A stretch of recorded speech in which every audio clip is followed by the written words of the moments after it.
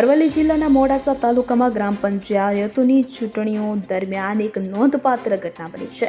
વણિયાદ ગ્રામ પંચાયતમાંથી નવી બનેલી મોદરસુંબા ગ્રામ પંચાયત તેની પ્રથમ ચૂંટણીમાં જ સમરસ બની ગઈ છે. મોદરસુંબા ગ્રામ પંચાયતમાં સરપંચ પદ માટે 3 ઉમેદવારોએ ફોર્મ ભર્યા હતા. 8 વોર્ડ માટે પણ ઉમેદવારી નોંધાઈ હતી. આજે ફોર્મની ચકાસણી દરમિયાન સરપંચ પદના 2 ઉમેદવારોએ પોતાના ફોર્મ પાછા ખેંચી લીધા.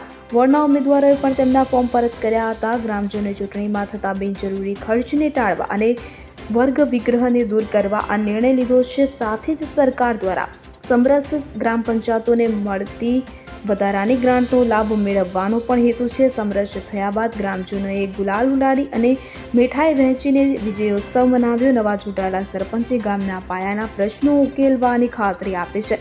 આ રીતે મોદરસુંબા ગ્રામ પંચાયતે લોકશાહીના પર્વમાં સર્વસંમતિથી નેતૃત્વ પસંદ કરીને એક ઉદાહરણ પૂરું પાડ્યું છે. મોદરસુંબા ગ્રામ લોકોને એટલું કહેવા માગું છું, મને સમરસ કર્યો તેઓને ખૂબ ખૂબ અભિનંદન. મારા ગ્રામજનોના મોટા માણસ રમણ કાકા, અમરત કાકો, દીપ કાકા, તેઓને મેં ખૂબ ખૂબ, અલ્પેશભાઈ નેરુકંપાથી, તેઓને મારા તરફથી ખૂબ ખૂબ અભિનંદન. કેવો વિકાસ કરશો? કયો પાયાના પ્રશ્નો ઉકેલશો?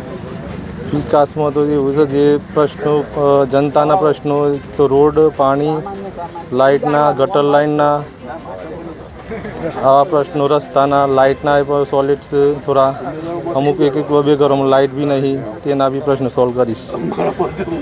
Bureau report CN24 news. હવે જુઓ દેશ દુનિયાની તમામ ખબરો તમારી આંગળીના ટેરવે.